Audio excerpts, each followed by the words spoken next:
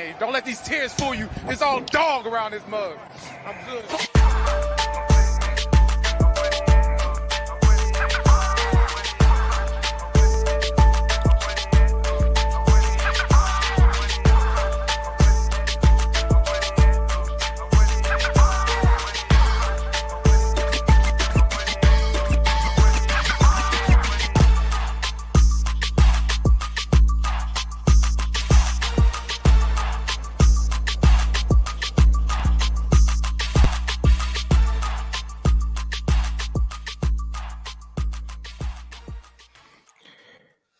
Hey, what's going on, Who Dat Nation? It is yours truly, TJ Jones. And yes, I am the host of the State of the Saints podcast. And thank you so much for checking out the State of the Saints podcast, where we talk New Orleans Saints. Special shout out to everybody listening, no matter where you are, wherever you may be. As I go on my phone and pull up some of the stats that took place on yesterday. And I want to say thank you to everybody that's filing in. Man, it feels like it's been a minute since I did a podcast, to be honest with you. Last week was a extremely emotional week for myself, my wife and her family. Spent most of the time, matter of fact, I spent about 2 weeks in Alabama. My wife, my father-in-law passed away. We just been dealing with that. And, of course, I got opportunity to go down to Vicksburg, Mississippi, and visit my family, my mom and my sister and grandparents, and got opportunity to take Paxton with me. For those that don't know who Paxton is, that's my 4-year-old son. And I got opportunity to bring him to New Orleans because New Orleans is about 3 hours away from Vicksburg. So that was the first time that Paxton got opportunity to go down to New Orleans. So he was able to see like all of the staple places that are near and dear to me. Got opportunity to go out there to the Superdome, take pictures. I mean, he was extremely excited. And I was excited too, man, just to be back at home and see familiar surroundings. And, it's almost a little bit emotional because a lot of the things that I grew up seeing are no longer there. But just to be able to envision those moments and be able to take pictures with my son, doing those things were pretty remarkable. But it's been an emotional week for everyone, in my family. And thank you all so much for those that gave shout out and prayers to my wife and her family as they're dealing with the loss of my father-in-law, Mr. Otis Lee Bester. I do apologize once again. All this traveling got your boy kind of sick. Got a little cold or getting over a cold. So if I cough occasionally throughout the show, I apologize. But I did want to do a show and talk a little bit about the New Orleans Saints Week 17 victory over the Tampa Bay Buccaneers. Now, I've heard a lot of people talking about what this actually means for the black and gold. It's pretty much a foregone conclusion. The New Orleans Saints are more likely to retain Dennis Allen for year number 3. It's not the best news that we all want to hear. I know I don't want to hear it, but it is what it is. The New Orleans Saints feel like Dennis Allen is their guy. This season, Dennis Allen has won more games than he has ever won as a head coach. He won his 8th game. The Saints are 8-8 right now, and they have an opportunity going into the final game of the season, knocking off the Atlanta Falcons and a Carolina Panthers win from winning the division and making the playoffs. And that's excuse me, that is absolutely insane. The fact that this guy's job is being saved for the simple fact that they play in the worst division in football. This guy has an 8-8 record as a head coach with one of the easiest schedules in football. And people got the nerve within the Saints organization to be mad at fans for wanting better. I mean, I just watched Michigan versus Alabama, and I watched Jim Harbaugh bring a team in Michigan that hasn't won nothing in I don't know how long. He built that team up and turned them into a contender. And that's a guy that I would like to have as a head coach for the New Orleans Saints, a guy that can actually build something, not tear it down like Dennis Allen. But I digress. I guess this isn't the game to actually talk about Dennis Allen because it was one of the better games that the New Orleans Saints played the entire season. Now, the problem is it took 17 weeks for us to get here. We started to see opportunities that presented themselves, the chemistry between Derek Carr and Dwayne Johnson and running the football and playing good sound defense, all these different things that have made the New Orleans Saints, fans frustrated because this is the type of game that we wanted to see throughout the entire season. And this is the team that we expected to play every single week. But this is the most frustrating thing. And this is what the Saints organization don't seem to understand. The fact is, we know that this team is good. We know that this team has talented players on the team that were capable of playing games like this consistently. The problem is you don't have a coach to bring it out of them each and every week. It is the most inconsistent football team I've ever seen. It's almost like Randy Moss said, I play when I want to. He goes out there, you go for 150 yards one week and might have 2 catches for 19 the next because he don't feel like playing or he's not inspired. I don't understand why they are so adamant about keeping this guy. Yes, he can coach the hell out of some defense. I will give him that. This guy knows what he's doing when it comes to defense. But the inconsistency of this team is going to continue no matter what type of plan that you have going forward. And, I do have a problem with some of these cats out here, that's reporting on the team. Yeah, I'm about to get on some folks. They are getting mad at fans for saying that they don't want Dennis Allen to come back. They rather see this team fall flat on their face for the organization to understand that this guy isn't the answer. Here's the reality. Everybody in the Who Dat Nation that is saying these things understands this, that whatever the New Orleans Saints are doing right now is not sustainable success. You can say whatever you want to say, but we got a large enough sample size to know that is not sustainable success.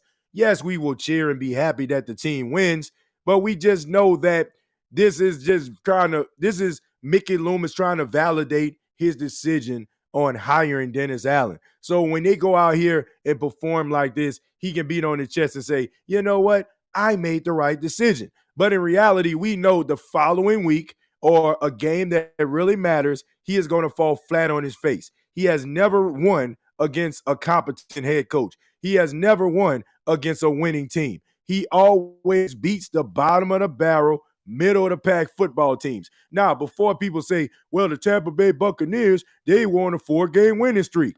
Tampa Bay, in the eyes of all the NFL prognosticators, are a bottom of the barrel, middle of the pack team. So it wasn't that impressive. They play in the same division, a division that both teams right now are 500. And if they get one more victory at 9-8, they making the playoffs. So for them to look at this division and Dennis Allen have an opportunity to win a division where the champion is going to have 9 wins again, and they're trying to use that to validate him staying around, is an absolute joke. And like I said, you can't get mad at the fans for wanting a better product. You can't get mad at me because I go to a steakhouse and you didn't cook my steak the way that I wanted. It is my right. I am a paying customer. It is my right to get the steak the way that I want it. We want a better product. We don't want to be falling through the cracks and hoping and wishing that the team actually is successful. We want sustainable success. To me, this game on Sunday was an indictment on Dennis Allen more so than it was to big up him. Because for them to play as inspired as they did, you have to ask yourself, why can't they be this consistent every single week? This is what people are missing. But they want to get mad at fans. Mickey Loomis wants to get mad at fans. He wants to get upset because Bobby Hebert says that they need to get another quarterback. I mean, come on, man. Like, look, 2 or 3 games out of a 17-game season is not enough to exonerate anybody. Like, this is a poorly coached football team. And to me, I just feel like by running it back, you're going to run fans off, and people are not going to be really that motivated to, support this team going in 2024. Now, before people try to say, well, if you don't support the team, you're not a real Saint fan. For all those people out there, let me say this to you. Okay, if you know for a fact that a house is on fire, are you going to run into that house? If nobody's in there, nobody's going to get hurt. Are you just going to run into the house? No, absolutely not. Right? I mean, it's just absolutely insane. You're not going to support something. You're not going to put yourself into a position you don't need to be in. The Saints are going to have to go into 2024 if they retain Dennis Allen, and all signs indicate that they will. They will have to go into 2024 understanding that they're going to have to win back the fan base. But to me, I don't even feel like they actually care.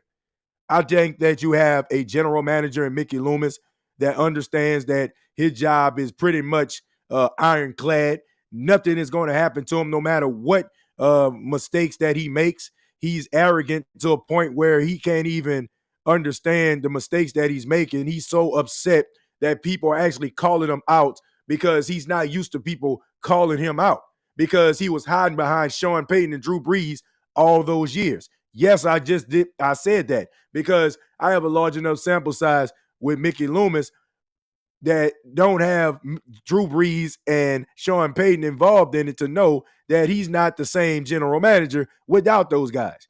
He was living off them, and now we're seeing that he wasn't really good, that good at what he was doing.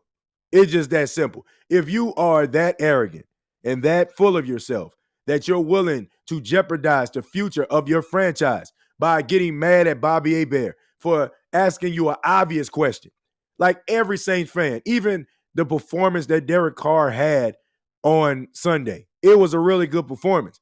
But I still feel that they need to draft another quarterback. I still feel they need to go in another direction. Even if it's one of those situations like Aaron Rodgers and Jordan Love, you need to draft a quarterback. The problem and the state that you're in right now is because you took too long to actually go and get someone to replace Drew Brees. You had no succession plan. So this is why you're put in this position. So why wouldn't you want to learn from said position? I don't know. But I guess us as fans, we don't know what the hell we're talking about. They know everything. We know nothing. We need to be quiet. Like, we don't know what good football looks like. We don't know what good coaching looks like. We don't know what a team needs to be structured like. We don't know any of those things. Now, I will concede, I don't know the ins and outs of running a football team, but I know for sure that what is going on in New Orleans right now isn't working, and you can't reinvent the wheel. But they're going to try to reinvent the wheel again, only just to piss off fans and try to prove us wrong. But in reality, we know they don't have horses in the barn. They're not good enough. They don't have a coach that's good enough, and the organization right now are desperate. They're desperate to try to hold on to the past, and they don't even realize that this is a whole different NFL. Offensively innovative, coming up with different ideas, young, innovative coaches. That is what it's all about. Not stale, boring guys that just sit up there and give us inconsistent football because he cannot motivate guys the way that he needs to, and he definitely can't give guys a consistent game plan on a week-by-week basis. But, hey, it is what it is. Let me go ahead and read some of your comments, man, and we'll go from there. But quite frankly, like I said, man, I'm just kind of tired of this. Like, you got people up here getting upset at fans because they want a better product. Who that don't fly anywhere. That doesn't fly anywhere. Everybody wants a positive product, right? You go to a restaurant, you want a fine dining experience. If you go to an amusement park, you want to have the best of thrill rides. If you go out of town to a different state or something, you want to be able to get bang for your buck, right? You want to be able to enjoy the hotel. You want to be able to enjoy the scenery.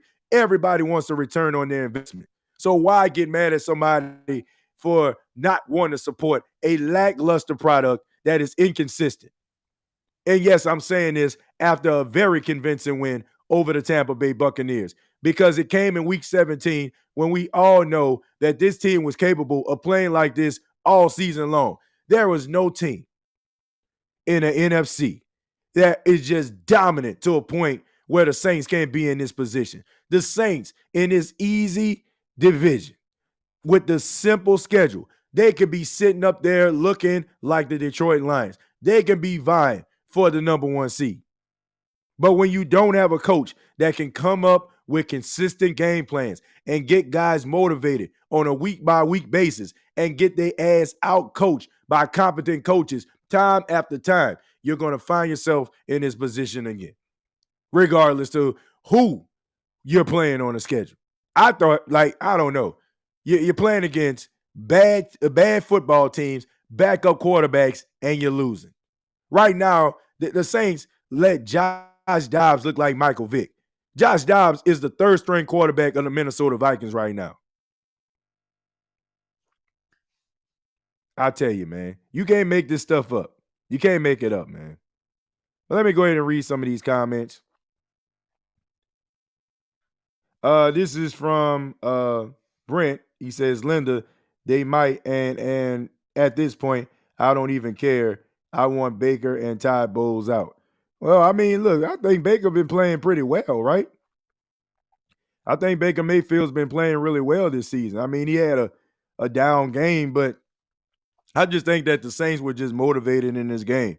And, you know, the Saints always have a way of neutralizing, the Tampa Bay Buccaneers for the most part. I mean, they did it when Tom Brady was the quarterback.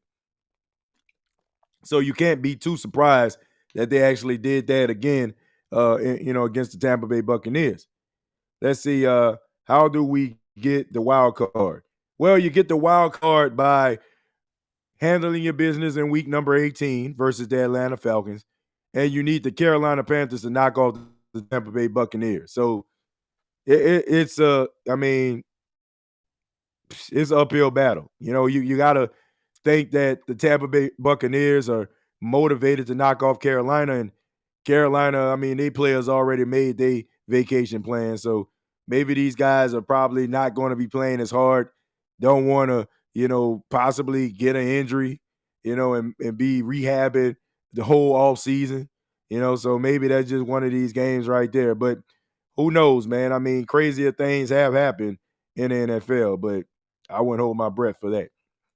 Hey, TJ, Dennis Clown Allen have the Saints back to the old Saints. Remember those days back then when we had a win a game hope scenario play out, and it never does. Exactly. Like I said, man, I'm not, look, as well as they played, and we'll get into the game, as well as they played, the best game to me, they played the entire season. I mean, that includes like the shutout they had in New England. This was the best game that I seen them play. I mean, they started fast. They threw the ball well. Derek Carr utilized Juwan Johnson really, really well. The running game, it wasn't as, it wasn't eye-popping when it comes to the average 3.1 yard average, but they were able to run the football enough, and they played physical. And that I can respect. But man, too little, too late. Like I don't understand this. Like, why should we be impressed at a game where you played pretty much lights out? It came the second to the last game of the season. Like, I'm not impressed by that, and that's my biggest issue. You play like ass the entire season. You know what I'm saying, for the most part, and then all of a sudden you muster up a game where people like, you know what I'm saying, nod their head, okay. Now all of a sudden you want to beat on your chest and act like people were wrong about you. Nobody was wrong about you. Like this team, to me, like, this is inevitable in my opinion. Like, I hope that I come back in 2024 and somebody rewind this and say, TJ, you're absolutely wrong. But in this case, I don't think that I am. I think that the Saints are setting themselves up for failure in 2024 because Dennis Allen is not a good head coach. Look, you can put lipstick on a pig, but it's still a pig at the end of the day. You can try to masquerade as a head coach, but in reality, you're not a head coach, bro. Like, you're a really good defensive coordinator, and you're not a really good head coach. And I'm pretty sure I know what the Saints are going to do. They're probably going to let Pete Carmichael go because he's a scapegoat. They'll probably get another offensive coordinator. You'll probably have the Saints with a little bit more offensive innovation. They'll probably be a little bit better. They'll probably put more points on the board. But when it comes down to it, in games that matter, when coaches know how to neutralize the offense of the new offensive coordinator, Dennis Allen will be a deer in headlights, because that's what he's always been. And this is the real indictment. This is the thing that just made me realize that Dennis Allen, it just ain't it. It was the game versus the Rams. And I think I mentioned this on a podcast before, but this is the reality. When you had 3 minutes and 40 seconds left in a game and you go for an onside kick. Now, you didn't have any timeouts, but you could have kicked the ball. They would have started on a 25. You don't even have the confidence in yourself as the defensive play caller to be able to get a stop on Sean McVay. You basically tuck your tail between your legs and decided to go for an onside kick because you didn't believe in your players and you didn't believe in yourself. And that right there, to me, just speaks volumes. How can anybody follow somebody that would just tuck their tail between their legs like that? Like, even if a dude does have your number that day, you still have an opportunity to make this game interesting. And honestly, if you kick the ball on the 25 and you don't make a stop, then it's just not your day. The fact that you actually go for an onside kick because you don't have the confidence in your players or yourself to get a stop, that spoke volumes to me. And that is when I really was out on this guy, because that just showed me right there that you don't even trust yourself. So why the hell should we trust you? But hey, here it is. It is what it is. Let me stroll down a little bit. Let's see. John says, "Happy New Year, TJ." Let's see. Happy New Year. Who that? Says draft Lamar Jackson. Nope. Shouts out to Prime. He says, and folks think they shouldn't shouldn't be criticized. Yeah, and they will be criticized regardless because they had an easy schedule and still couldn't muster up more than 9 wins at best. That's what I'm saying. Like I say, I'm not. The win yesterday was impressive. I'm not gonna lie about that. Yeah, I feel like they did a lot of things right. I will say that, but like I said, it's not sustainable. And and when you play like that, and you're sitting here at 8-8, it just ticks me off. Like, because if you're capable of these type of performances, why couldn't you do this on a more consistent basis to a point where you wouldn't be fighting for your playoff life? You can pretty much have a seeding, even if you didn't win the division. You still would have been in the postseason.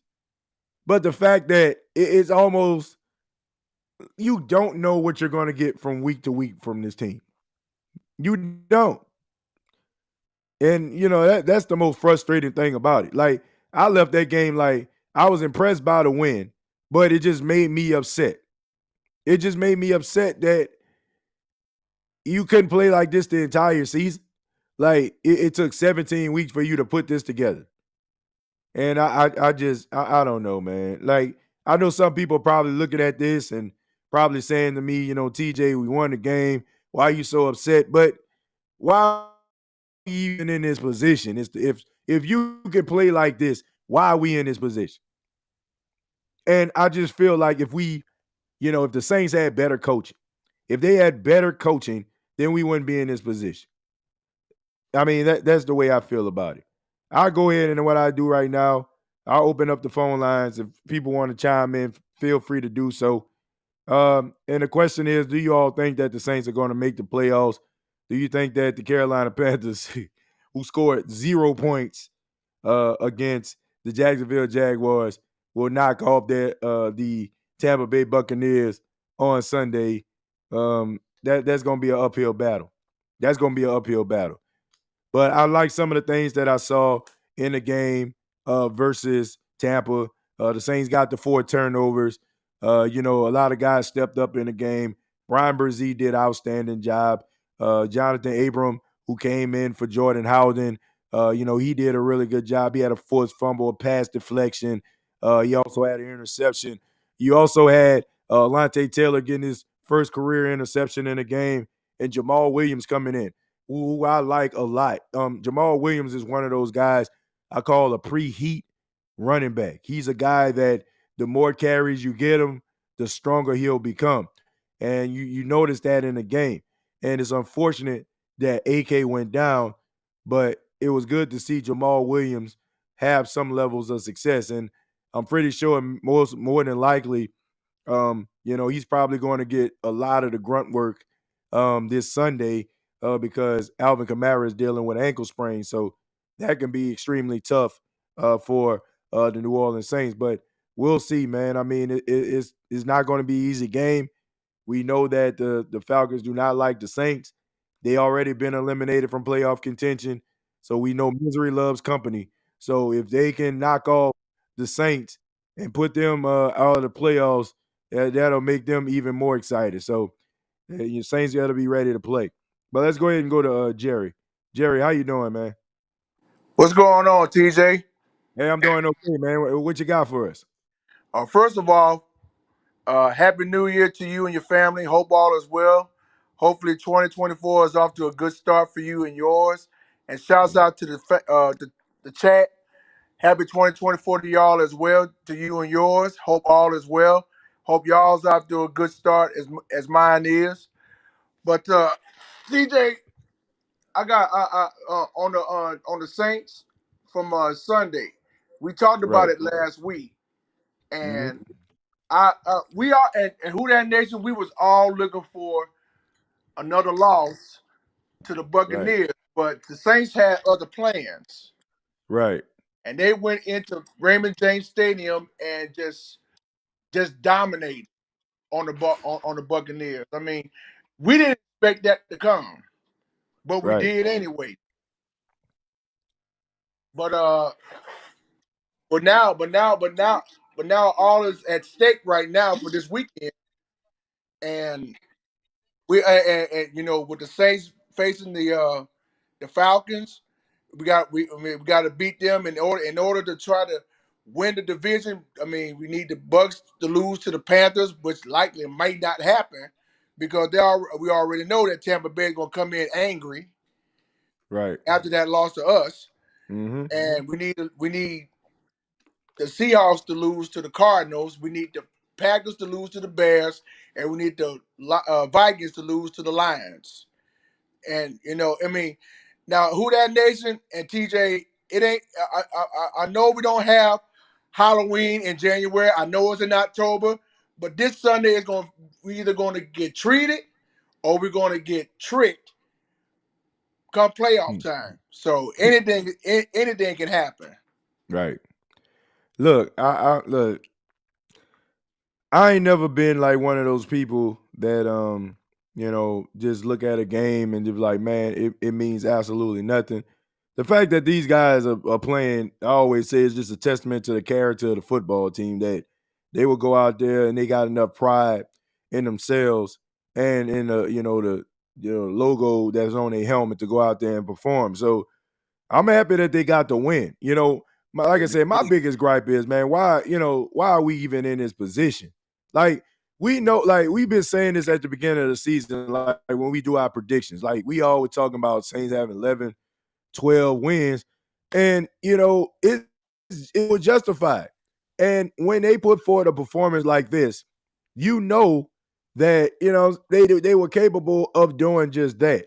And it just, I don't know, man. It was just, to me, it was just heartbreaking to me to know that they have this type of talent, they have this type of ability, and yet they're sitting on the outside looking in because they couldn't, they can consistently put forward game plans to get more wins than losses. And that's just the unfortunate part. But and stranger things have happened in the National Football League. I mean, nobody expected, when Atlanta beat the Saints, nobody expected for them to go back the following week and lose to the Carolina Panthers. So stranger things have indeed happened. You know what I'm saying? They have happened, and if the New Orleans Saints can continue to do, what I'm saying, what they've been doing, control, what I'm saying, like, playing sound defense, running the football, and play like they played against Tampa, they knock off Atlanta. I mean, it is a divisional game, with Carolina and Tampa. So, it's not out of the realm of possibility that those guys can go into, Bank of America Stadium in their home stadium and get that victory. But that's going to be tough, man, from what I've seen from the Carolina Panthers this Yeah, past yeah, week. Man, yeah. I mean, not scoring It, a single point. A single I, point, man. My goodness. wow. Yeah. I mean, TJ. I understand. I mean, the Carolina Panthers. They had a rough a season this season. I understand, but I know things didn't go the way in their plan, but in their favor. But it would not hurt me to see the Carolina Panthers pull an upset over the Tampa Bay Buccaneers, but I just don't see it, bruh. I Man, just if they don't. I don't see it at all. But yeah, I can't see but that I either, would man. love nothing more than to beat these choke Atlanta Falcons on Sunday. Right. I mean that would do my heart so good, TJ. Right. So who that nation? We'll just have to see what happens on Sunday because a lot is at stake. Yeah. Yeah. I mean, look, it should be interesting. And, the NFL, this is what they wanted. They got only 9 teams as of right now have been eliminated from playoff contention. Mhm. So there's a lot of meaningful games going into the final game of the season. That's exactly what the NFL want because, I mean, it's all about ratings at the end of the day. So, I mean, Mhm. both teams are going to be playing at noon Central, 1 p.m. Eastern. So Yep. we'll see, man. I mean, look, stranger things have happened. But Jerry, you got anything else, man?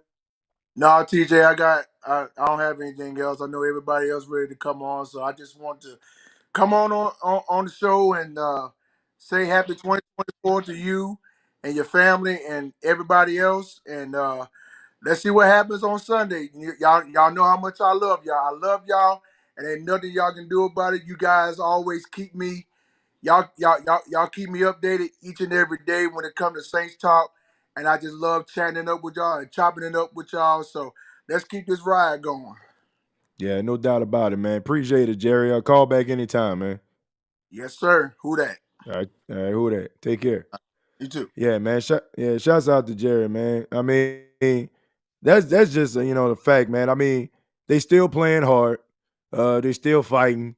Like I said, that's just the testament to the character of this football team that they're actually continuing to fight. But like I said, I just wish that it would have came a little bit earlier and in some of those games. I mean, it just seemed like over the last couple of years we basically sound like a broken record here. If you like last year, if they would have beat the Giants, if they would have beat like it's always like 1 or 2 games you look back and be like, how in the world did they lose it? In this case, the Green Bay Packer game when it was up 17-0 late in the fourth quarter. I mean, and you couldn't, you know what I'm saying, like, and you choked that game away. You think about losing to Josh Dobbs and the Minnesota Vikings, letting TJ Hawkinson just light you up for almost 200 yards receiving. Like, it's just mind-boggling to me, like, how this team just continues, like, to stumble all over itself throughout the season. And now we're at this point, and it's unfortunate, man, but, you know, they still got opportunity to make the postseason, but it's not in their hands anymore. We're going to go to Jules. Jules, what's going on, man?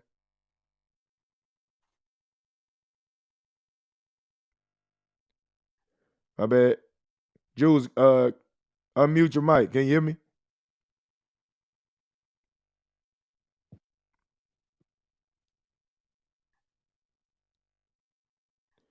All right, so we having a little issue with Jules, man. I don't know what's going on with that. Jules, call back, man. We'll put you back on. Uh, we gonna go to Prime. Prime, how you doing, man?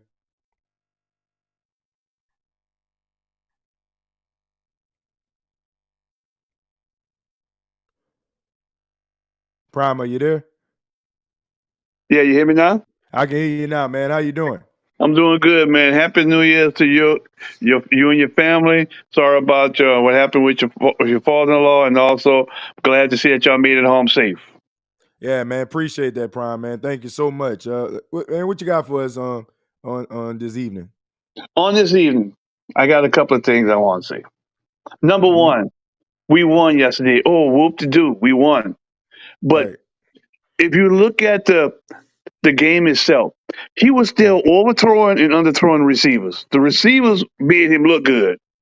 Cause that catch that your boy made, the converted wide receiver, man, that was a fingertip catch on his part that he had to flip over when he was going for the ball. So Yeah. the That. receivers really made him look good yesterday. He was still overthrowing and underthrowing people. Yeah. I mean, that was a really good catch by Jawan Johnson.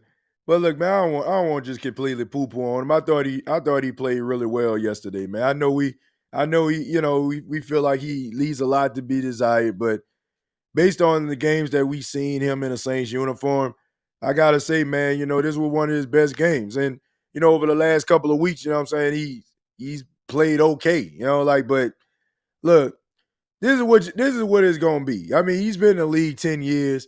He's Yeah, not gonna be Joe Montana. He ain't gonna turn into Tom Brady. And you kind of stuck with him. So you gotta hope that this thing kind of pans out, But in the meantime, like I said, this doesn't absolve him. Like I don't know, people feel like just because people are talking about his performance, they feel like everybody just trying to jump on his bandwagon. Nah, that ain't it. Two things can be true here. You can have a good performance or a solid performance, and I still feel like the Saints need to draft another quarterback. That's just my humble opinion, Brian. But yeah, you can go ahead and finish. I agree with you because I think they overpaid for what they got because you gonna look up Derek Carr sucks and you can see Oakland Raiders fans basically saying the same things about him. How he'll suck them in with a couple of good games and then he reverts to his old self. And for Yep. you to be in the league for 10 years, man, come on now, you should be making these mistakes. Yeah. You really shouldn't. And I'm a Jameis supporter. I agree with you. Need to draft another quarterback, but I'm gonna say two or three more things. Number one, do you really want this coaching staff with a young quarterback? No, but here's the thing. Here's the thing. Regardless, Derek Carr is going to be the quarterback in Oh 2024. yeah, I I'm know looking that. I'm looking at it more like a Aaron Rodgers, Jordan Love type situation, right? Where you have a young quarterback that's sitting on a bench, learning the system, and then when his opportunity comes up, hopefully, Dennis Allen, then got himself fired, something long overdue, and they got another coach that can come in with some fresh ideas. They already got their young quarterback that can be able to lead this team to the future. So that that's just what it is. So yeah, yeah, yeah. I I don't see know. this new platform you got working. I know you're trying to work the kinks out, but I'm gonna Yeah, say man. it is what it is, man. But I'm gonna tell you, I see what you're saying, and I'm gonna tell you, Dennis Allen is gonna be back. I'm tired of this. You see, when something happened the first time, you might say, okay. But when you see stuff starting to happen multiple times, this is the second year in a row Mhm. where we needed somebody to help us get in the playoffs. That's called a pattern. Yeah, And I'm gonna say this, this two more things. Number one, I don't know if you heard the story, but Mickey Loomis is getting paid $70 million by the state of Louisiana for 5 years. So that shows you what kind of power he has on the state now. yeah, So so be prepared because let me tell you right now, my thing is, what will it take for them to fire him next year? Are they gonna let him start because they're gonna have a harder schedule?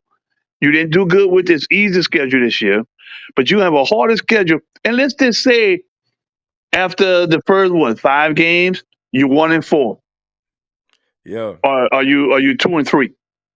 You I gotta wonder let how them much go. of a rope they're gonna put on this losing coach that's now what 21-46, and Yep. Derek Carr's a losing quarterback. I Wait, wonder how much 20. rope they're gonna give him. Are they gonna do the same foolishness? Let him play because now they're starting to use the injuries thing. They're gonna do it again. I'm just I'm just wondering how much of a rope they're gonna give this this faker because he's not a real head coach. He's good, and you know something else. Why the defense looks so good against Tampa Bay? What's his name? The quarterback they got, he might run out of pocket a couple of times, but he's some timing also. So Dennis Allen's defenses have always looked good against Tampa Bay because Tampa Bay normally have quarterbacks that what stay in the pocket. Stationary targets. They thrive versus quarterbacks that are stationary targets. If a quarterback has any level of athleticism, they struggle. So that's the biggest that's what that's why, like, if you look at the teams that they beaten, most of them, have like quarterbacks that kind of, stay in the pocket, try to make plays from the pocket. They're not going to, do anything out of the norm. So I don't know, man. Like I said, they setting themselves up. You would think that they would have learned from the whole situation out there in Los Angeles with Brandon Staley. Keeping a coach a year too late. You know what I'm saying, and then just letting them go and trying to go out there and find yourself another coach. But to me, this has nothing to do with Dennis Allen. Like, this has zero to do with Dennis Allen and everything to do with Mickey Loomis's ego. That's just what it is. Like, And I agree with this you. And guy, I agree with you. this guy ego is like off the chain. Like, I was listening to him talk, on WWL, and when Bobby Abel asked him a question about their quarterback, he got so defensive. Like, he got defensive. Like, how dare you even question me? Like, dude, like, look at the way that Derek Carr's been playing for the majority of the season. Look how your coaching staff has been looking for the majority of the season. But nobody should ask you anything. This is a guy who feels like he has, like, immunity, what I'm saying? Not just from the organization, but from the fans, to a point where we should be thanking him and, what I'm saying, and Bow throwing down to parades him. for him because he brought one measly Super Bowl to the, to the organization almost 15 years ago. Like, dude, what have you done for us lately? Absolutely nothing.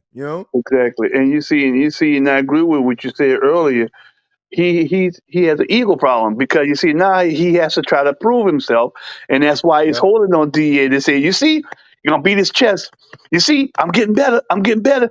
I don't need Drew Brees. I don't need Sean Payton. It's me, Mm. me. But I'm telling you what's gonna happen, brother TJ. They're gonna have a slow start next year. I just want to know how long that rope is gonna be.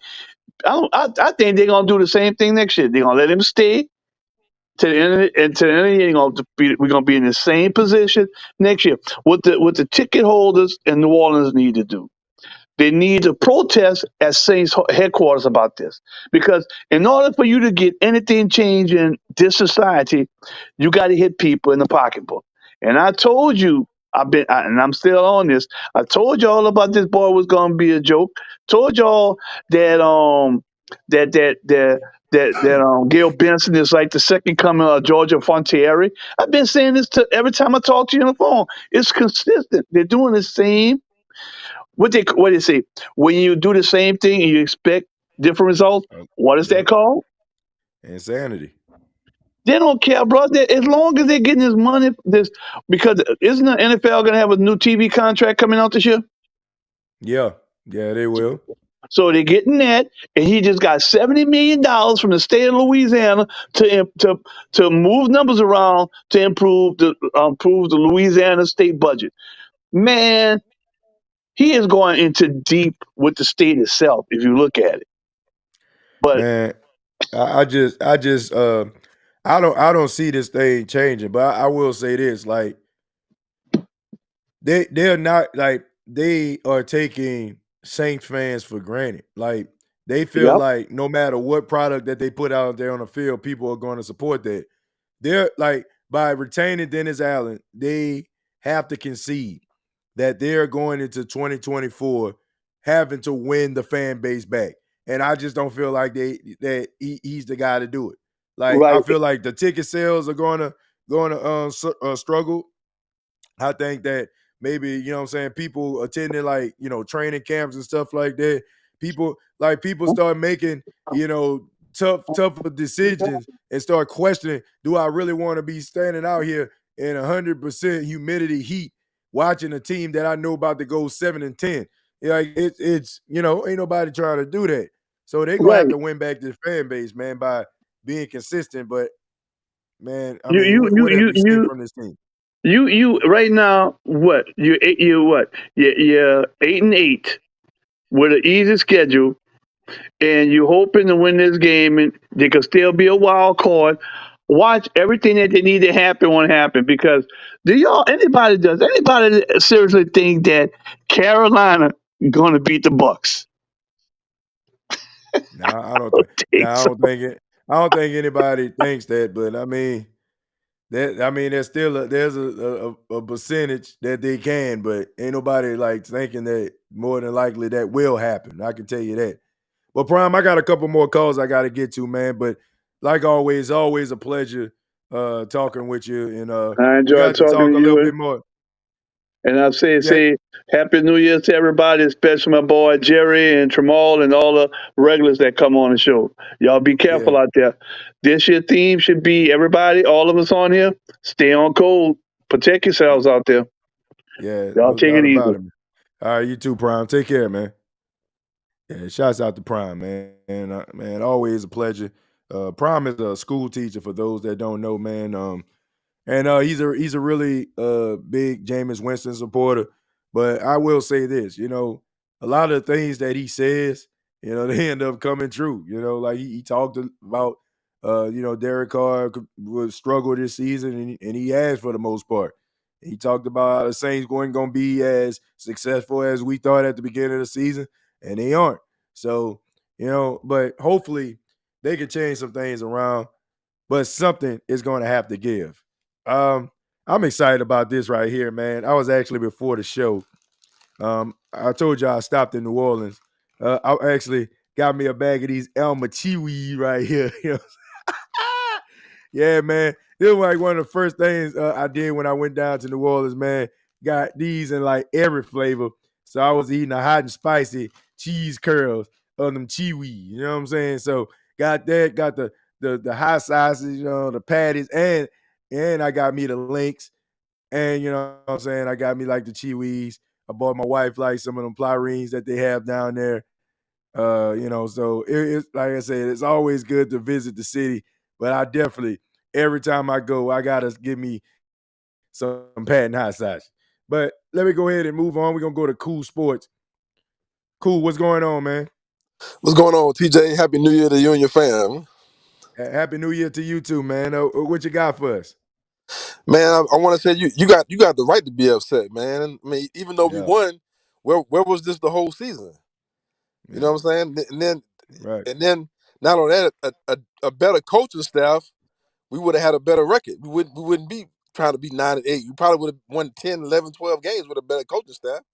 So you right. got you got the right to be upset, even though we won the game. All right. Yeah.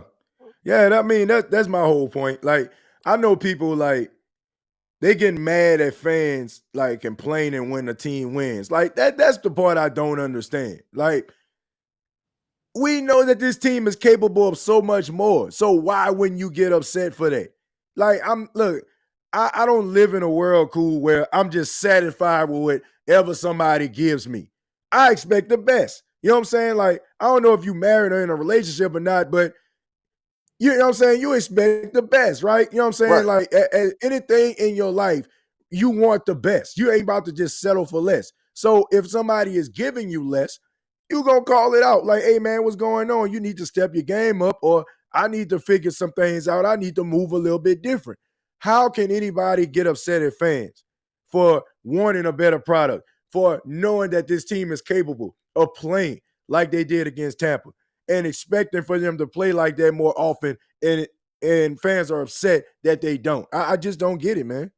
Right. Good teams are more consistent. Good teams don't Right. play good one game and then the next game they play bad. Next 2 games is good. Then the next game they lay an egg like they did against the Rams. Like good teams are more consistent than that. Yeah. And even though we won, you can, in my opinion, you can still kind of see Dennis Allen is not a good coach because when we got that lead, we got up 17-0. You can see him start to be conservative, Right. and coach scary in my opinion. But Yep. I mean, look, I don't know, man. All I know is, number one, I'm watching this Sugar Bowl, and Michael Penix is out there balling. But another thing is, I just feel like this is the kind of stuff to me. If I'm a general manager, this is the type of stuff that I'm taking into account when me making a decision about bringing a guy back. I just feel like they want Dennis Allen in a building because they understand who he is or whatever. It's like this. It's like they don't want to move past what they used to have. Like, I don't know if Mickey Loomis just doesn't want somebody else up in there that can bring in their own philosophies or something like that, and maybe he feels like he has to learn another person. I don't know what it is, man, but man, dragging the fan base and this organization like through this after like that this guy is not going to be successful. I wholeheartedly believe that this dude will never be a good football coach, no matter what the situation is. And they're gonna use Pete Carmichael as the scapegoat this season, but yeah, I don't see it. I agree with you on I don't that. see it. I agree with you on that. I don't believe Dennis Allen's going to ever be a good coach. I mean, he's a good coordinator, but I Yeah. don't believe he's ever going to be a good head coach. Oh And- yeah, man. and He that's he can kind coach the heck out of some. He can coach the heck out of some defense. Like, but I'm just saying, like, when he goes up against coaches that really know what they're doing, he always gets out coached. And if you're going to be playing championship football, if you're going to be playing in a postseason, all those coaches know how to make adjustments. All those coaches are really good at what they do. And he always seems to fall short, man. I don't see a tiger changing his stripes. I mean, you have a large enough sample size to know who Dennis Allen is as a coach, and I don't see it. Yeah, that's kind of what happens when you don't have no checks and balances. I think Mickey Loomis doesn't fear for his job. Nope. So with him not fearing for a job, he kind of feel like he can do whatever he want to do. So that's bad for us as fans. And then I don't know. I think it's gonna take fans like you said with the last caller, just maybe not showing up for games, not renewing their tickets. I've been hearing a few fans saying they might not renew their tickets. Yeah. Renew their season tickets since Dennis Allen coming back next year. So yeah, I heard that a lot. Like I heard that like a whole lot. Like people saying that they ain't want to renew their tickets because they tired of it. But like you said, Mickey Loomis doesn't fit for his job because he's third in command of the whole freaking team. He's the executive vice president of the team. So you're basically asking him to fire himself. Like Dennis Lauscher is not going to do it. Gail Benson is not going to do it. So, and this guy can run the team any way he sees fit. To me, he almost like the owner of the team. Even though, Gail Benson is the owner. I mean, she doesn't know that much about football, and I'm pretty sure she delegates that part to him. So she hands off. She don't. hands off. Yep. Hands off. Yeah. Yeah, so I don't see it, man. Like you said, I don't. This is a guy. This is like Tom Benson 2.0, like a guy that just so freaking stubborn. Doesn't like he used to be really really cheap at when the Saints started to get like really good players back in the day. They didn't want to keep him around because he didn't want to open up that checkbook. This is one of those same situations where a guy is just so stubborn. He just wants to prove that he knows what he's doing. And when people, instead of like him understanding, like, and trying to see people's point of view, he's like one of the people that keep a person around just out of spite. And I feel like this is where it comes down to. The way he's talking, the way he takes shots at fans is almost like it's like spite. You know what I'm saying? So I don't know, man. You're gonna turn a lot of fans off. Yeah, it's almost like he's saying. It's almost like he's saying. I'm gonna show y'all. I'm gonna show y'all. Right. You know what I'm saying? Yeah. I'm gonna show. I'm right. Yep. That's the way. I mean, you got anything else cool? Nah, I just last thing is I kind of have mixed feelings about making the playoffs. I really don't know. I always want us to win per se, but with us winning these last 2 games, it's kind of like if we don't still make the playoffs, like we winning them for nothing. Right. Like our draft pick gonna be worse in the first round. I mean, it just I don't know, man. It just Yep. yeah, I mean, but all this to me is just, to show, Dennis Allen has fight. Dennis Allen has the guys fighting. They fought to the end. They ain't never give up. Blah, blah, blah. Nah, man. Look, that kind of stuff works for a team that was picking in the top 3 last year. And let's just say, for example, they had the same record. Not a team that came into the season with the second easiest schedule and was even easier because you were playing against backups and you're sitting there 8-8 trying to get into the playoffs. To me, I just feel like that should have just told you that you had the wrong guy. But once again, basically, this is the yeah. Saints that we're talking about here. They seem like they're pretty petty around this thing right now. And, but they look, the fans love the New Orleans Saints. But one thing I know about the city of New Orleans, I'm telling you, like if you show disloyalty to them, they'll never forgive you for it. And they not gonna support you. Like straight up. Yeah, I think They'll love you to death. Like if you do something great for them and you show love to them, they'll love you to death. They'll love you forever. They'll name a sandwich after you. They'll name a street after you. They'll name their right, baby after you. But right. if you show disloyalty to the city, you'll never, like it'd be hard for you to get it back. Straight up. Yeah, but what you saying about the about us winning now these games? I mean, I think it's more about the players and not Coach Dennis Allen though. I mean, players have Yeah, pride, and they also want to keep their paycheck. I mean, yeah. if they don't perform, they might not lose their spot or lose their job. So I Lose think their that's what it's job more and about than Dennis yeah. Allen. Oh yeah, look, I've already conceded to that. Yeah, Look, what you have is a bunch of high character guys that going to play regardless. Like, it don't matter who the coach is. right, Like it don't matter who he is. Like they still are going to go out there and they're going to battle because that's the type of character you have in that locker room. It has zero to do with Dennis Allen as the head coach, in my opinion. right. But cool, thank you so much, man. Appreciate the phone call and happy New Year's to you and your family, man. Thanks for calling in. I appreciate it. No problem, T. All right, take care. Take. Yeah, man. Shouts out to Cool Sports, man. Good dude right there, man. Good stuff too. Yeah, man. Look, and them dudes ain't playing for no Dennis Allen. They playing for each other. I mean, and honestly, AK even said that. We heard Alvin Kamara. He spoke on that. Um, he was like, yeah, we play for one another. He ain't mentioned coaches one time. And that always kind of, stuck out to me, as the season went on. Like these guys love one another. They play for each other. And that's the most important thing to them. But we can go ahead and move on. We got to talk to someone who been struggling as of late, man. This team is not where they need to be. Thought that they would be a championship contenders coming out the AFC, but we got Patrick Mahomes on the line. Pat Mahomes, man, what's going on, man? How you doing, Pat? Hey, can you hear me? Yeah, I can hear you, Pat, man. Hey, man, tough sledding out there in Kansas City right now, man. Wide receivers can't catch the football. What's going on? Well, I mean, I miss my buddy Tyreek Hill. I mean, he's playing for the Dolphins, though. Even though he's lost to the Ravens yesterday. Well, excuse me, they got destroyed.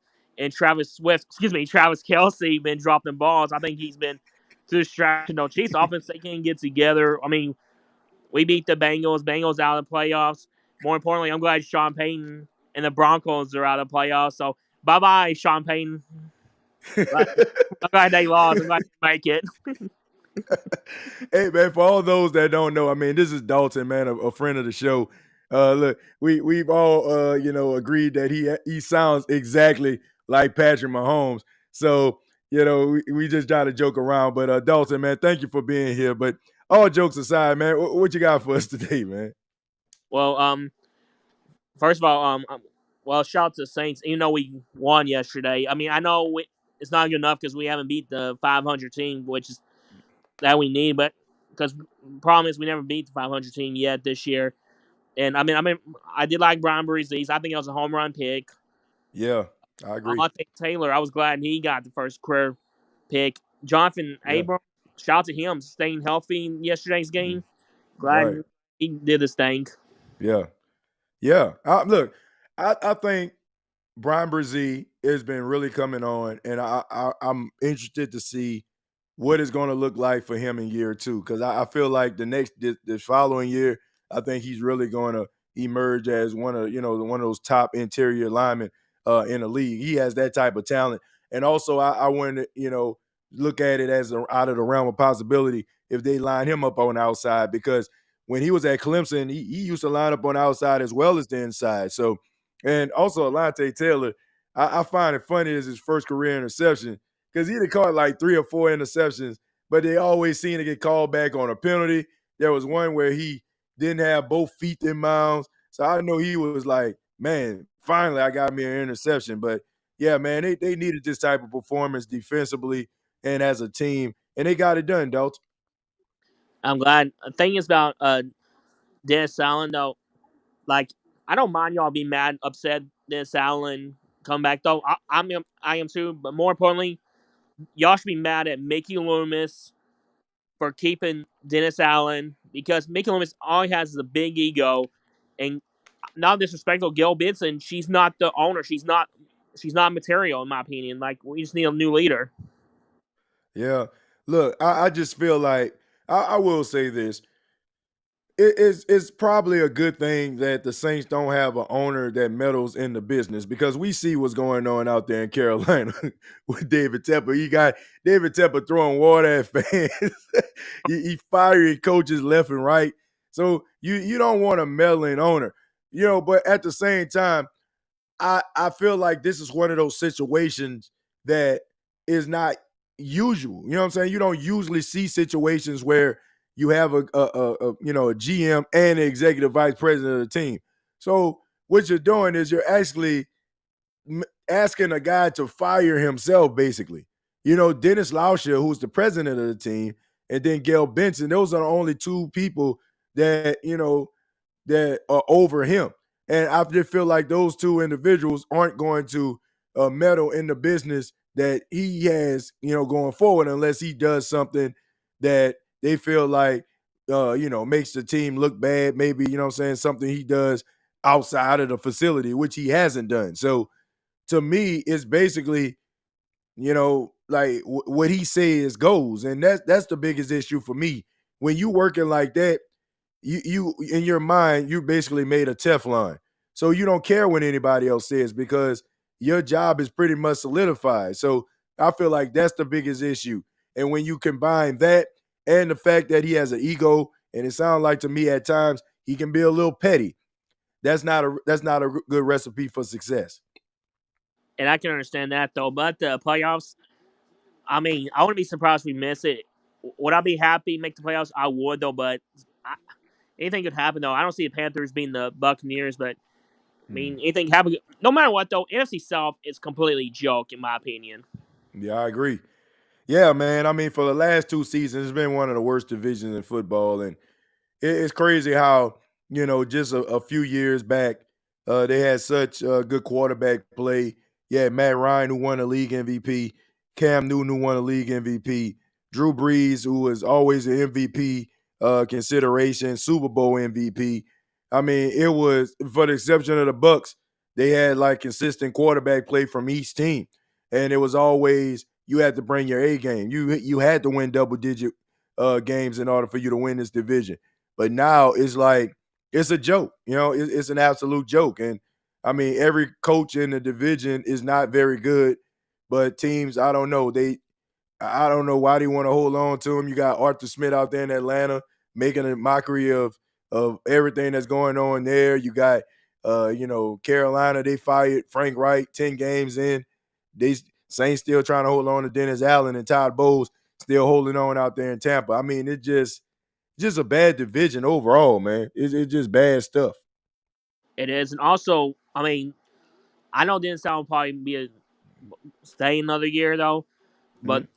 I think he might get fired during the season, though. But I'm gonna say this, though: once he gets fired, stop hiring Sean Payne's develop. Though I don't care if Please, you hire Frank please. Smith, Ben Johnson, Bobby Sakaro from the Texans office coordinator, any coordinators, as long as it's not Sean Payne's culture tree. That's all I gotta say. Yeah. Please find you somebody that, that's different, a young, innovative, type guy. But I don't know who they're gonna hire. I just feel like, to me, this is one of those situations like it was with Brandon Staley. Brandon Staley, the Chargers kept him a year too late, and now you know what I'm saying, like they end up getting blew out, and he got fired. Like a Tiger once again, a Tiger cannot change his stripes. We have a large enough sample size to know who Dennis Allen is as a coach, and I don't feel like that's going to change. No matter what you bring in, you allowed him to bring in his coaching staff, his coaches, his players, and they still fell short. And not to mention, look at the schedule. I'm going to keep on saying that because you got to nail that home. All that comes together, and he still couldn't find success. So what makes you believe that he's going to find success again next year? I have absolutely no idea. No idea. But you got anything else, Dalton? Well, I was going to say Happy New Year to you. Happy New Year watching the chat. And prayers for your father-in-law. Sorry for your loss. Yeah. And glad Thank you, y'all man. safe. Yeah, man. Happy New Year to you too, Dalton, man. I appreciate it. It's always a pleasure to talk to you, man. And looking forward to talking to you. Hopefully we have some more positive things to talk about here in 2024 when it comes to the team that we love, the New Orleans Saints, man. Appreciate it. All right. Thank you, sir. All right, thank you. Yeah, shouts out to Dalton, man. That's my guy right there. I say, man, we all like, we all just came to the conclusion. Shouts out to Damian, man. He the one that kind of brought it to everyone's attention, that that Dalton sounded like Patrick Mahomes. I never like as many times as Dalton has called the show, like it never really hit until like Damian said that, and then it's like I can't unhear it now. But shouts out to Dalton, man. Always good stuff. Always come through, very good knowledge of the game, not just about New Orleans Saints football, but the NFL as a whole. And next, man, I got on the line, got my frat brother, man, calling in, Jamie G. Jamie, what's going on, man? Hey, what's up? What's up, bro? Happy New Hey, Year to you, man. To the man, Happy family. New Year. Yeah, Yeah. man, shouts out to you. Hold on, man. Hey, this is my frat brother right here, man, Jackson State University. We pledged Iota Phi Theta fraternity together, man, back in spring of 07. Some old heads on the line. Nah, but man, hey, man, it's a pleasure to talk to you, man. G, what you got for us tonight, man? Man, I ain't got much to say, man. I just hope Saints can pull out a win Sunday, man, because Mhm. that's a critical game. I rock with the Saints anyway. Yeah, That's like the second home team. I'm a Jaguar fan, right.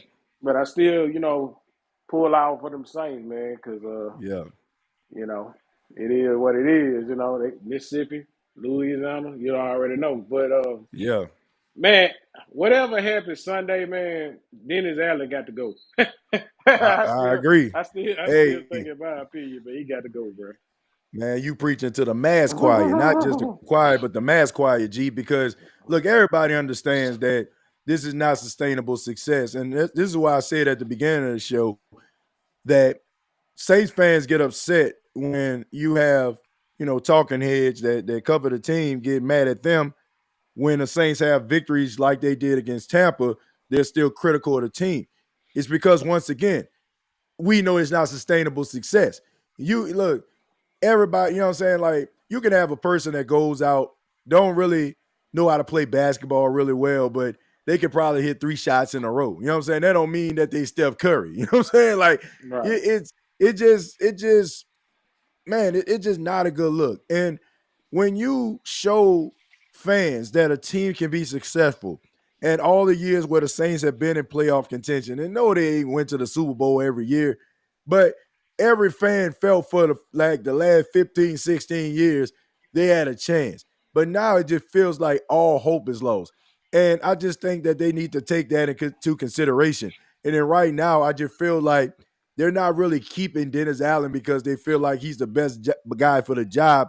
It feels like they're keeping him out of spite to the fans for having the audacity to question the decisions of the organization. That's the way I feel. Yeah. I think a lot of times, I think they keep even certain players around because of the fan base, man, Yeah. in order to sell tickets and keep people coming to the game. Because I think, like, you got some older players like your boy Cam Cam Jordan Jordan. and Jordan, Yep. and players like Honey Badger and who else? Michael Thomas. Hey, Right. that's a lot of draw for the fan base, man. So, Yeah. but I think it's just time to move on and just blow up the whole operation and start from scratch, man. I Yeah. like to see a young coach in, and they got a lot of high energy that can really motivate not only the team but the fan base. Yeah. Look, I mean, that's definitely true. I do feel like, they keep these players around to appease the fan base. I do agree with that. But at the same time, ain't nothing wrong with it. But they need to come through with, certain levels of success and some, I'm saying, some of the play that we have grown accustomed to. And when those guys can't, you got to be able to have a nose to understand that maybe it's time for us to go in a different direction. It's not a slight to those players and the contributions that they made to the organization. Like Cam Jordan. I mean, Cam Jordan is one of the greatest New Orleans Saints of all time, but he's not the same player. And he shouldn't be at 34 years old. And you should understand that. And just like, when it comes to Dennis Allen is a great defensive coordinator, but he's not the head coach, in my opinion, to lead this team where they need to be. Look, I am not going to be looking back 7, 8 years and talking about how Dennis Allen led the Saints to multiple Super Bowls. I mean, I would be shocked if he led them to multiple playoff appearances. Like, that is how bad it is. So I don't know, G, man. I just think they trying to reinvent the wheel here. I feel like they're really just keeping this guy out of spite. And I don't feel like it's the right decision. And I hate to, I hope that I'm wrong. I really do. I hope that I'm wrong, but I don't think that I am. Yeah. But you got anything else, man? I don't think you wrong on anything. I think you spot on, man. Yeah. Most definitely, because I mean everything you just said has been right. I mean, I don't think you hit a wrong answer yet, but I'm telling you, man. Yeah. I mean, like, yeah, I mean, look, all I'm saying is they just need a different direction, and that's what you just alluded to. You got to go in a different direction. Look, the NFL is different, man. Like okay, for example, I know, to me, like, okay, let's talk about your Jaguars for a second. Now you Mhm. look at Trevor Lawrence. Like, Trevor Lawrence has been dealing with injuries. I know some people like, oh, let's talk about Trevor Lawrence. Trevor Lawrence has been dealing with injuries, I want to say, since like week 7 or week 8. Really, last year. Yeah, but if you look at Trevor Lawrence under Doug Peterson, he's thrived, right? He has taken a step forward to being that quarterback everybody expected him to be, being the first pick overall coming out of Clemson. But you didn't see that when Urban Meyer was his coach, but you see it with Doug Peterson. You need a Hmm. coach that is going to be able to bring certain things out of players. And if that player can have all the potential in the world, but if you don't have the right coach, you're not going to see it. That goes to even an entire team. The Saints, how they played yesterday, is the team that should have been what we saw in 2023. But when you have an inconsistent coach that cannot consistently muster up these game plans on a week by week basis, you're going to fall short. And this is what you're going to see. And this is what you're going to continue to see, in my opinion. Yep. Yeah. Yeah, I agree. I can't agree much, but I don't think about Jacksonville. I want to say, man, I think we need another defensive coordinator, and that Oh, offensive yeah. coordinator, he a little shaky too. So yeah, Yeah. man, I mean, I definitely yeah, know new defensive coordinator, man, because yeah. whoo, we a little soft on that front seven, and DB play a little suspect too. Last few games. Yeah. I mean, but I think Tyson, loss to Tyson Campbell. I mean, him being Hmm. out, that's one of y'all best corners right there. I think he plays like a very, very huge role. I mean, look, y'all got Jared Allen, y'all got Thibodeau. I mean, you know what I'm Hmm. saying? Y'all got, what, Trayvon out there. Y'all, Walker, y'all got, yeah, yeah, yeah, Trayvon Walker. Y'all got some talented guys out there, you know what I'm saying, that can, get after the quarterback. But I agree, like the defense, is a little bit inconsistent. But I think that, to me, there's a lot of promising players on this football team, and guys are starting to live up to their potential. And I mean, I think I think it should be interesting between uh, Jacksonville and the Houston Texans, like going forward, Oh especially the way yeah. CJ Stroud has been playing for years to come. I think Trevor Lawrence against CJ Stroud is going to be, one of those games where we constantly look forward to. Probably going to be nationally televised, like some of the games that we see, like from Manning and Brady and stuff like that. I think that is probably going to be the next generation of the great quarterback duel, no doubt about it. But G, man, thank you, man. I appreciate it, man. Hey, man, you kind of surprised me, man, but I appreciate you chiming in. It's Oh, no always a problem, pleasure to man. talk to you, man. Oh, for sure. Yeah, man, you take care, man. Tell All right, your bro. family I said Happy New Year. And shouts out Oh, to your wife D, man. Shouts out to D. Tell her Happy New Year. all right, I will. Appreciate it. All right, take it. All right, take care. Yeah, man. Shouts out to G, man. Like I said, that's my frat brother right there. Went to Jackson State together, man. It's a pleasure right there. That was a surprise, man. Pleasant surprise right there. But let's go ahead. We're gonna go with Aaron. Aaron, how you doing, man? Aaron, can you hear me?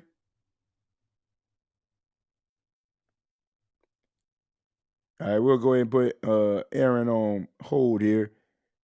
Just chime in, Aaron, when you're back. That way I can know that you're on.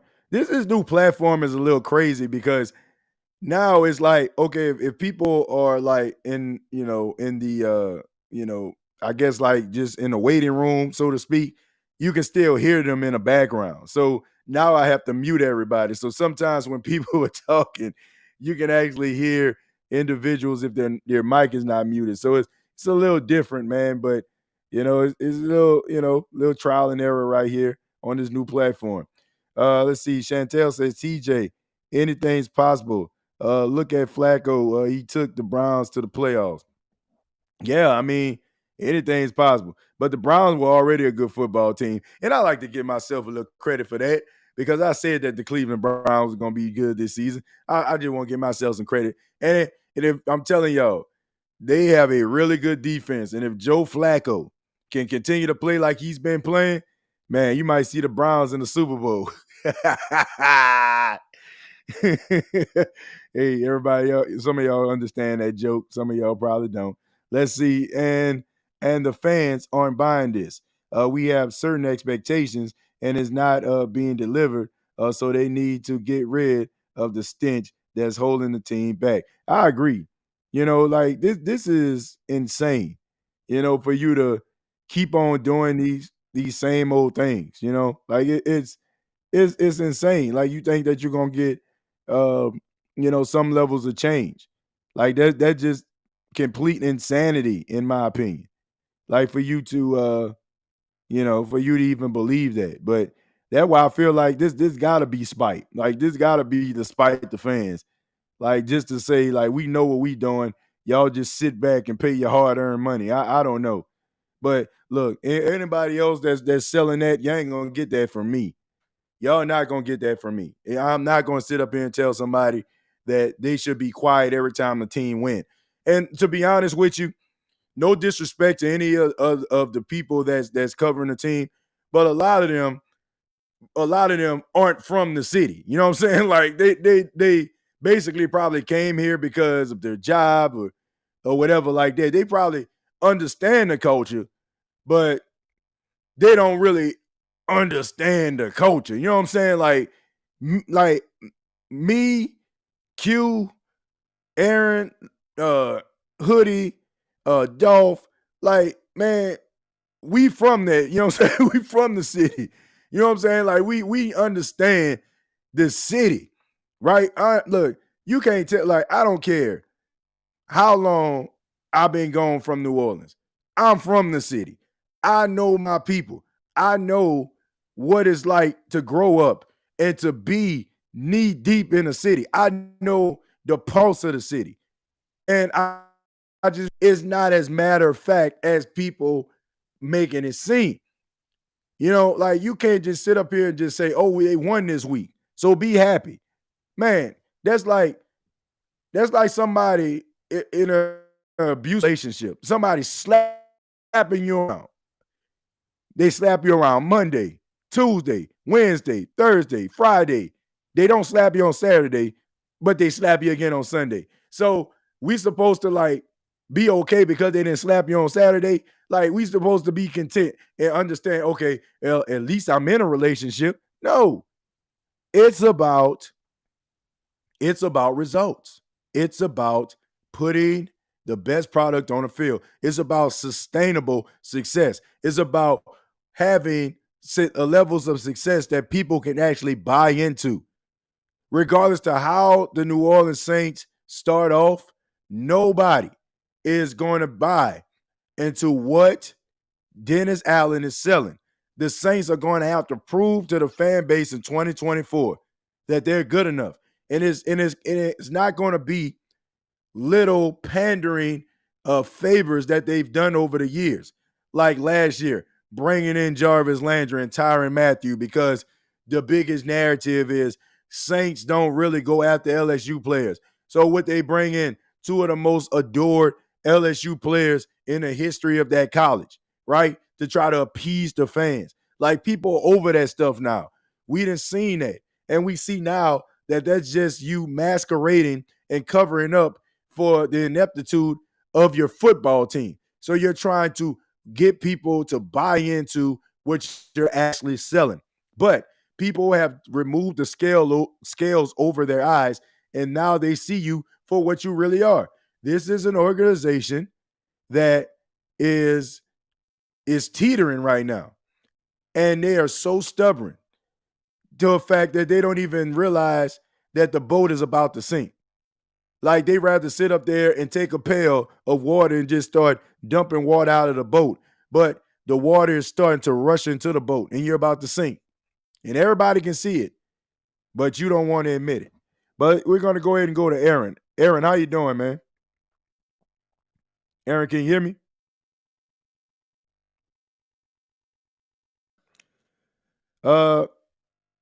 Aaron, if you can hear me, man, just you can call back. I can hear you.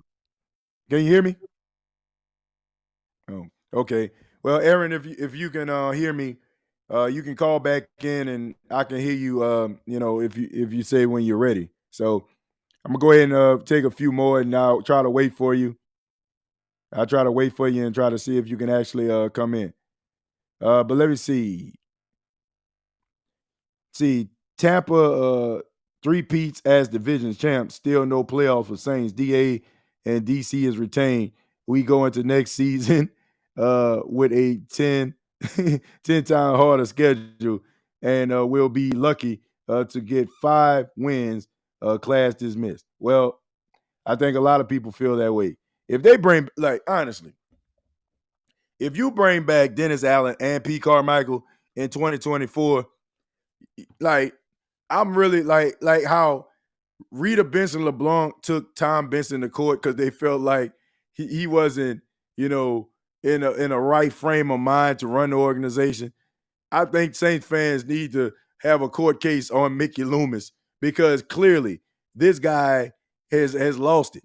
Like, there's no way you can have these two elements coexist and think that anybody is going to be sitting up here watching this stagnant offense and stagnant team in 2024.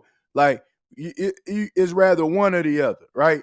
I'm pretty sure that they probably going to allow Pete Carmichael to save face. Probably going to say he stepped down as offensive coordinator, just to like save face. Don't want to embarrass him or don't want to fire him because he's been with the team so long. And, so they'll probably, dress it up a little bit for him to save face. But you got to go in a different direction if you're going to keep Dennis Allen. You need to get yourself offensive coordinator that can get the ball into the hands of the playmakers. Get the ball in the hands of Rashid Shaheed more times than not. Get the ball into the hands of Alvin Kamara in more exotic ways. You got to be able to open it up for Derek Carr to be able to, thrive in the offense and be, functional at best. You got to be able to do these things, man. You're not going to do this with no Pete Carmichael and no Dennis Allen. So for the love of God, like, that's when I feel like fans are going to be like, you know what? I'm done. Like, I'm done. I'm over it. Like, man, I'm watching something else.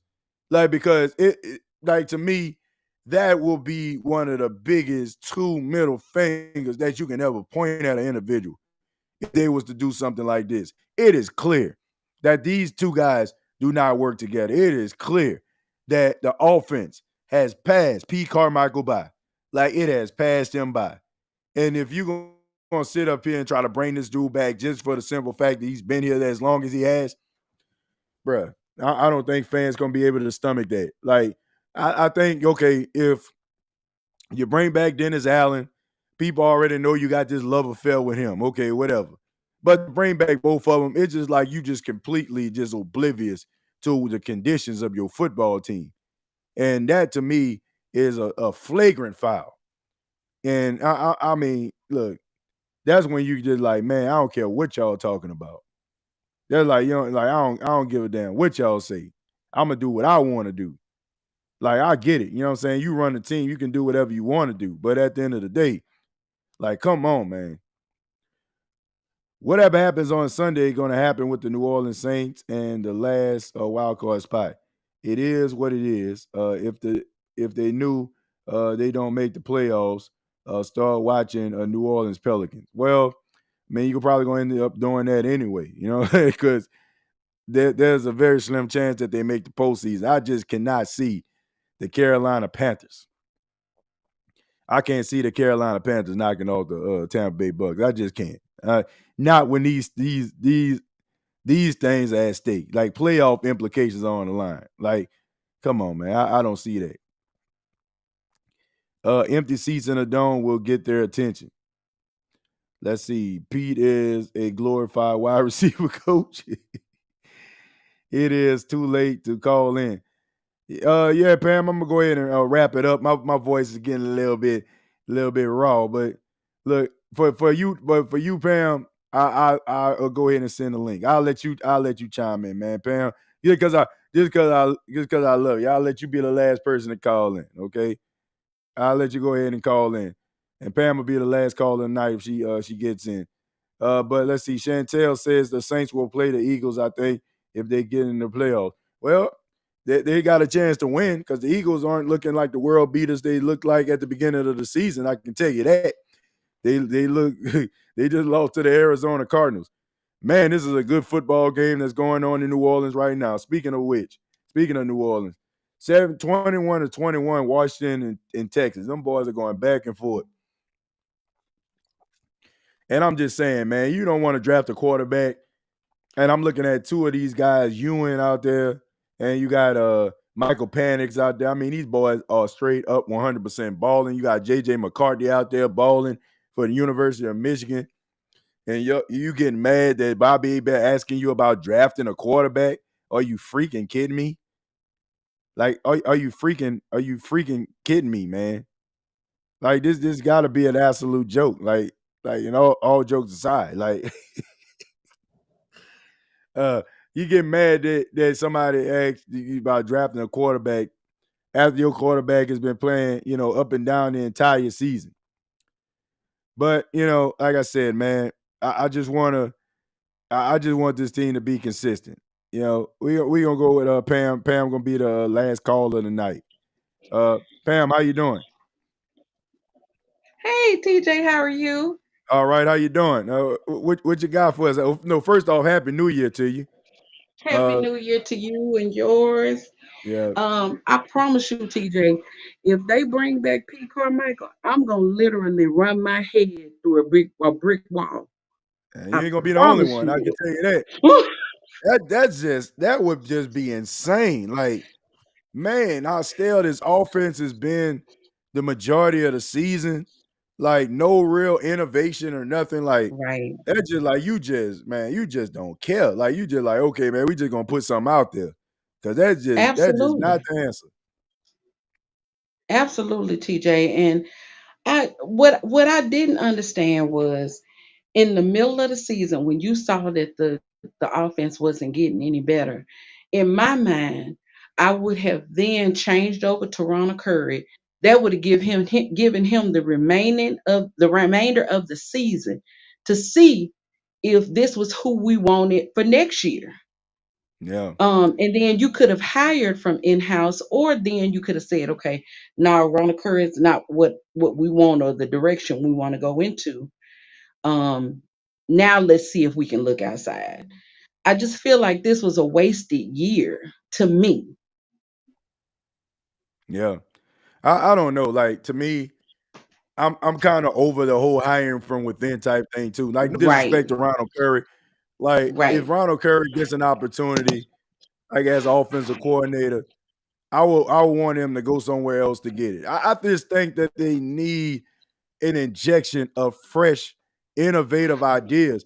Like what you have is a Absolutely. bunch of what you have is a bunch of people that have worked at the same job for the same amount of years. Like, and they start Hmm. to think the same. They know Right. where the secret passageways are. They know how to they know how to wiggle and jiggle the snack machine for the snacks to fall out for free. Like you get what I'm saying, right? When you're around Right. when you're around a job for so long, it's like you start thinking alike. Like y'all start Absolutely. talking, y'all You know the started same looking thing. alike. You Yeah, started looking exactly. alike. I Yep. hate to say this. I know. No, I'm not gonna say that. Might be too personal. Well, I'm really, when you get a group of women together, all of their cycles start coming together. All Mm, of them, you be around each other for so long, it really gels like that. And so I right. understand what you mean. Yeah. That we need some new blood. We really do. But Right. my fear is, who's gonna want to come in and be under or be attached to Dennis Allen? I I mean, don't know. I would say an offensive coordinator that probably have the intentions of look, is the thing. I will say this. Okay. Because Dennis Allen can coach defense so well, if you get yourself an Right. offensive coordinator, we see that the Saints offense has been stale as 48-hour chips being open, right? So if they could come Right. in and instill their like philosophies in there, accompanied with Dennis Allen calling the defense, it can shine a light on them.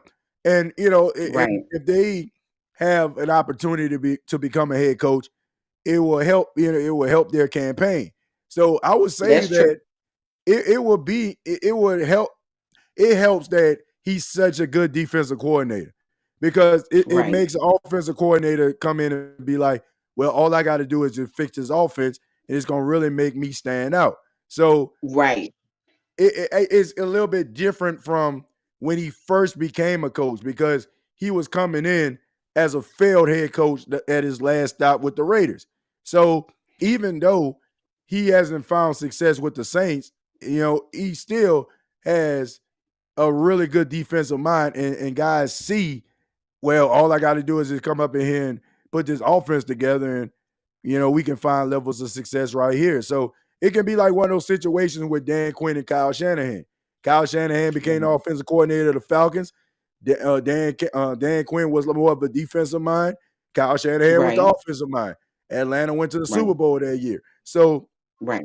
maybe you'll be able to find that, in somebody that can see that. So they'll find somebody, that'll be willing to come in with head coaching aspirations, but they cannot run this thing back. They cannot. They cannot. I, I don't think I can stomach this. Like seriously, Me either. you TJ, got you got to do better.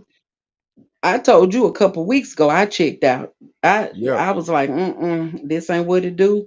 And I can't keep on this train, this emotional.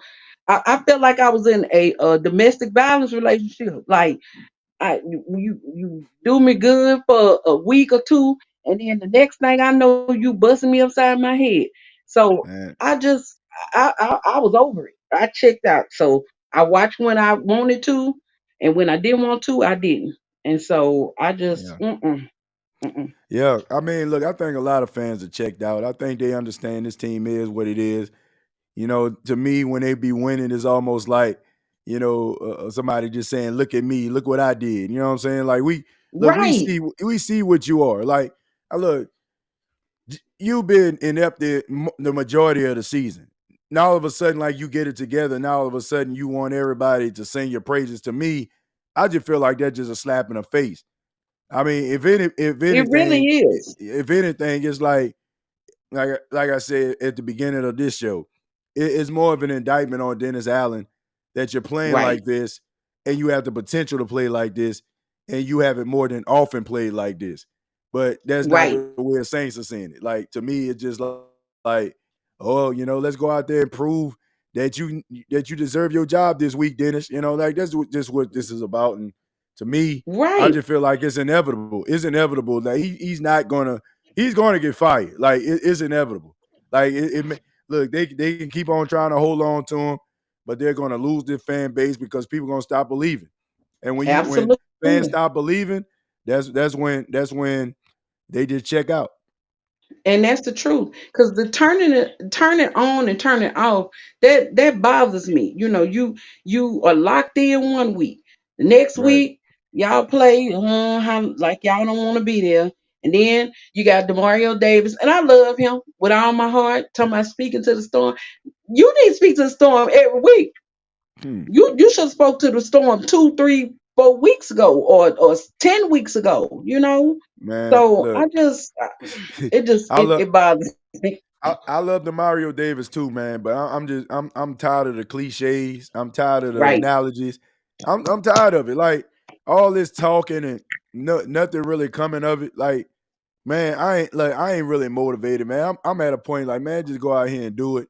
And to me, Right. I just don't feel like y'all gonna do it like consistently. I just think that y'all know this, but I just feel like you can't get upset with fans for wanting a better product. And y'all know deep down inside y'all not playing the best and like living up to y'all potential. You can't get mad at anybody for holding you accountable for that. And we only hold you like Absolutely. what kind of fans would we be if we didn't hold you accountable? Like That's if we right. just sit back and just accepted anything that you giving us, like what kind of fans will we be? We feel like we deserve the best because you're telling us that you are the best, right? So That's right. I mean, there you go. So that's just the way I feel about it.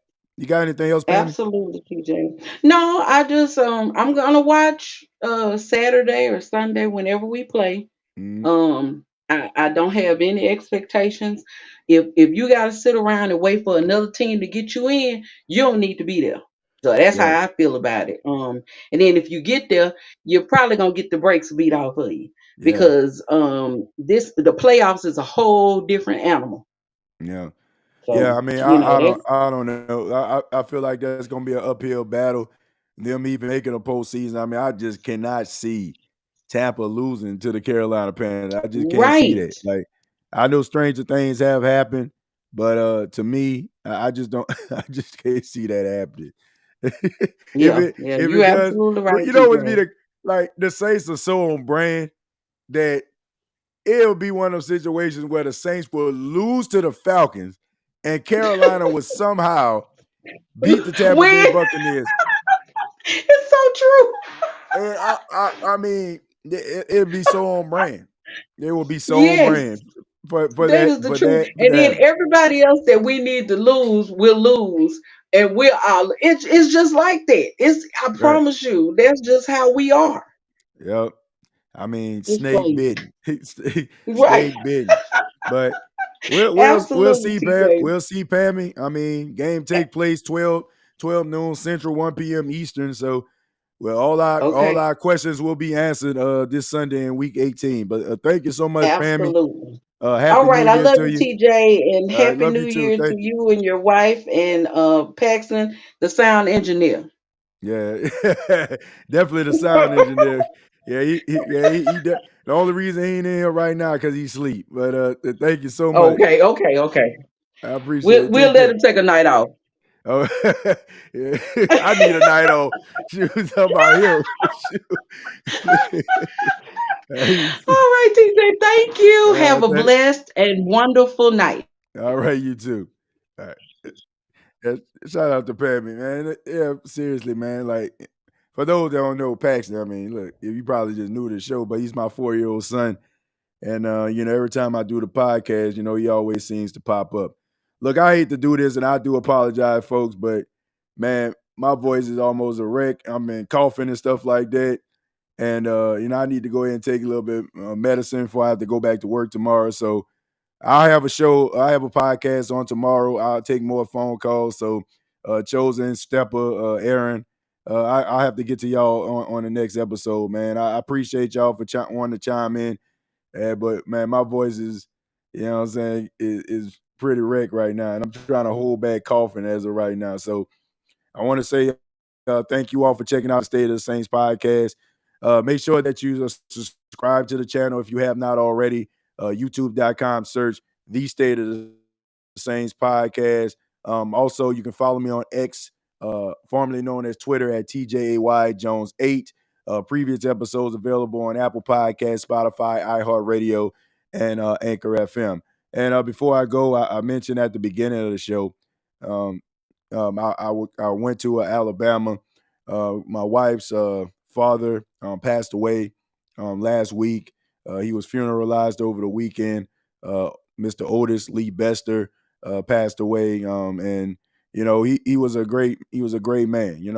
I met him, of course, my wife, and I always say, when you're meeting your in-laws for the first time, you're kind of nervous because you don't know what to expect, right? I mean, you don't know if you're gonna walk in and they just treat you hostile because, especially like when you're dating, married to your daughter, or, like it's kind of tough, especially with fathers, what they expect.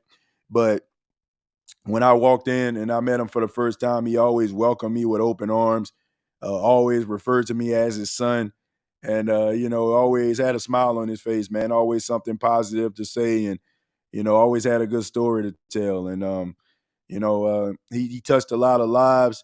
A lot of people loved him, and he passed away peacefully. In his home, around his family and loved ones, and I want to dedicate this episode to Mr. Otis Lee Bester as we close out this edition of the State of the Saints podcast. Till next time, all I got to say is, who dat?